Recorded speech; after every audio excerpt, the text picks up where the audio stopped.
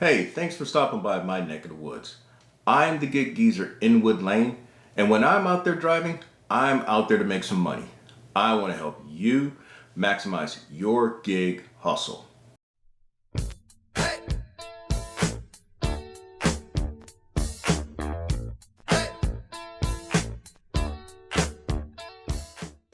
I am en route. It's Monday morning, November 29, and I am en route to my first pickup for today. It is a DoorDash drive order. DoorDash drive order. Now, I have a couple of Gig Geezer segments out there on DoorDash drive orders. One about how to do one, and then the other questioning whether if it's worth it. Now, it has been my experience that many of them have not been worth my while because the customers do not tip or they tip very little.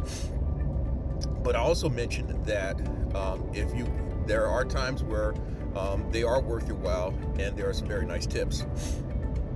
This happens to be one.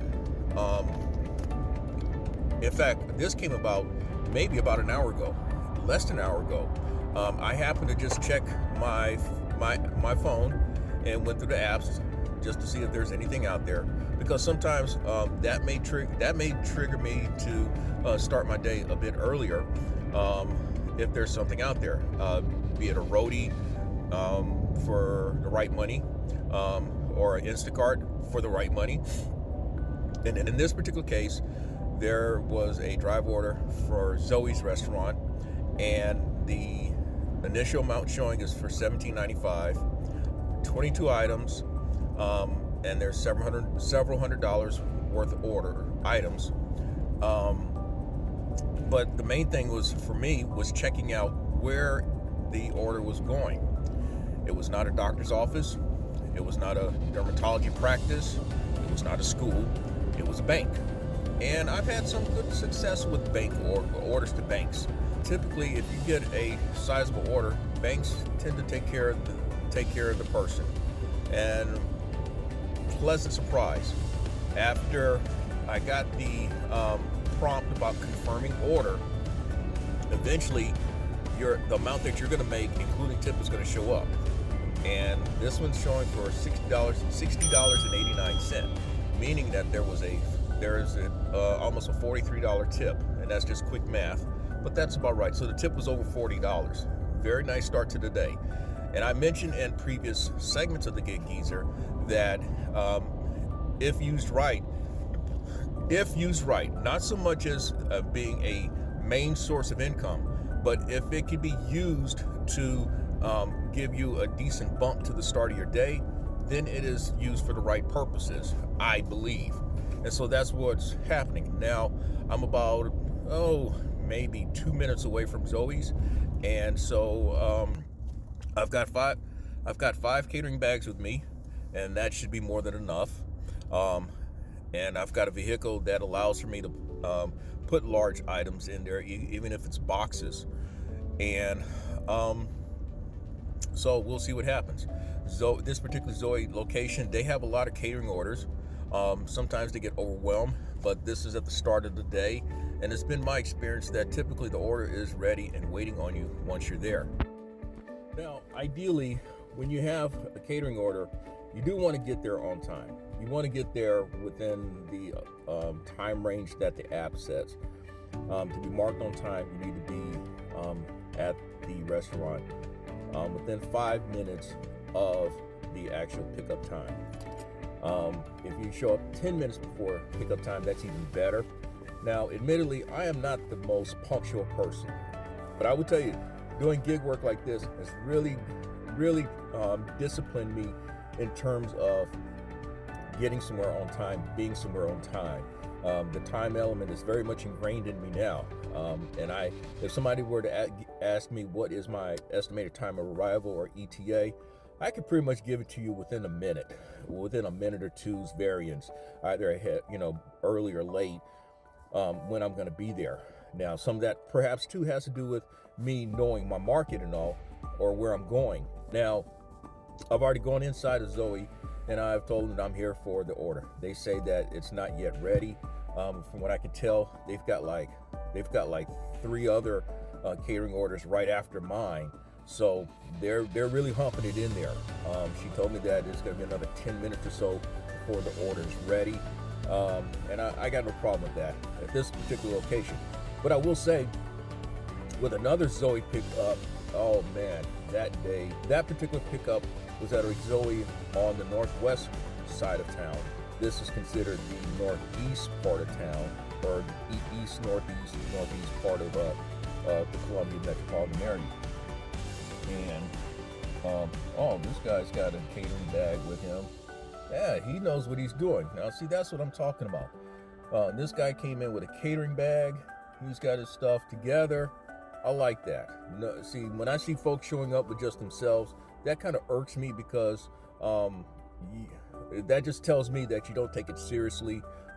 You're just out there to make your spare change or what have you. You're not investing in yourself. I think the difference between someone who really makes money and don't make money is the extent of how you invest in yourself. That's just my philosophy. If you're going to treat it as a business, you're going to invest in yourself. Now, back to that Zoe situation I was telling you about. On that particular day, it was at a place where I actually considered for my hip replacement. The orthopedic. It was an orthopedic practice. They didn't tip in fact, they didn't even tip. But what marked the day was the grill broke. So they're down to one grill, and stuff got backed up. Constipation moved faster than that restaurant that day. And so, the trip of the matter was that the Zoe location was almost literally across the street from the place, and that's one reason why I took it, because it was across the street. So it was a matter of, it should have been a rather perfunctory transaction, but it turned out not to be a perfunctory transaction. So once I get this order, it should take me probably 10 to 15 minutes because of traffic at this time of day. I mean, we're approaching the 11 o'clock hour, and you're getting close to that downtown lunch hour traffic and so forth. We are actually within 10 minutes of the drop-off location of this particular drive order, and the actual address is on Main Street.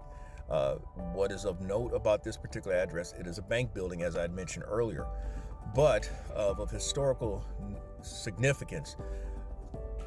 In 1996, that specific location was the finish line to the U.S. Women's Olympic Marathon Team Trials.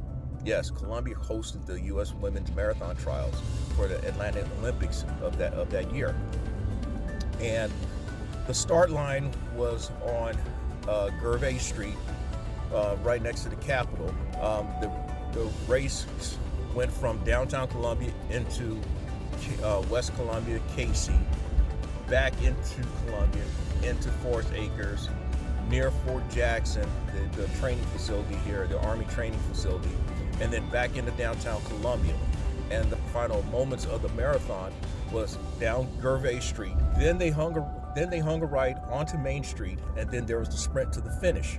Well, if memory serves me correct, there was no real competitive sprint to the finish on that morning. It was cold. It was like 37, 38 degrees. I was on the back of the media truck, and I know how they felt. I know how the marathoners felt. That's not the ideal marathon weather. Ideal marathon weather is like 60 degrees, 50 to 60 degrees, because it's not too hot and it's definitely not too cold. Well, anyway, that was 25 years ago. So that was my first exposure to that particular building. Now, the order took 10 minutes beyond the estimated pickup time. It is unfortunate that DoorDash's metrics do not take all things into consideration. In fact, I'm pretty sure that it's going to count against me as not picking up something on time, even though it is not my fault. DoorDash needs to do something about those metrics. That is one senseless metric. The other senseless metric is really arrival time. Because if a restaurant takes longer than expected to complete the order, guess what? When you arrive there, that counts against you too. Now, the most important metric, however, is the completion rate. The completion rate must be 90% or higher. If you fall below that, meaning that it counts back your last 20 drive orders. In fact, for me, this is drive order number 56. Although I've completed more than 3,700 DoorDash orders altogether, at least according to the app.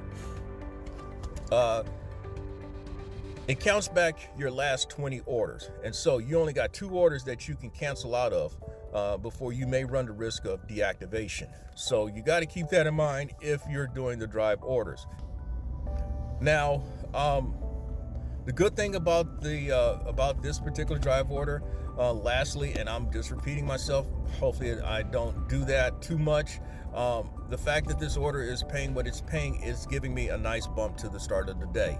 Now, once I mark this order as delivered, I'll be going into really the full brunt of the first half hustle.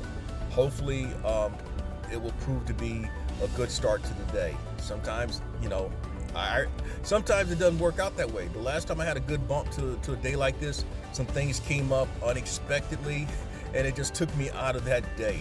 I was killing it. I had made $110 in like 2.5 hours, largely on the strength of a $60 delivery. The order paid, it was $65 it paid. The order itself paid $15, and then the lady gave me a $50 cash tip. So, and I thought I was gonna really hump it, but not that day. But hopefully today will be a different story, as is every day. You have a bad day, you have some bad things that happen. You hope the next time around it will be better. On to the left of this camera, you see that large building there. That is the drop-off location. And back in 1996, the Bank of America logo was at the top of that building, and in the front was where the finish line to the U.S. Olympic team trials was located. As a side note, that same year, the men's Olympic team trials was held in Charlotte, and the finish line was at the Bank of America Nations Bank building in Charlotte. So they were a title sponsor to the U.S. Olympic team effort that year, as most years. In fact, it was quite fitting for Charlotte because Bank of America is based in Charlotte. So we're coming up on the building where you see where the large plants are, those elephant ear plants. This is where the finish line was.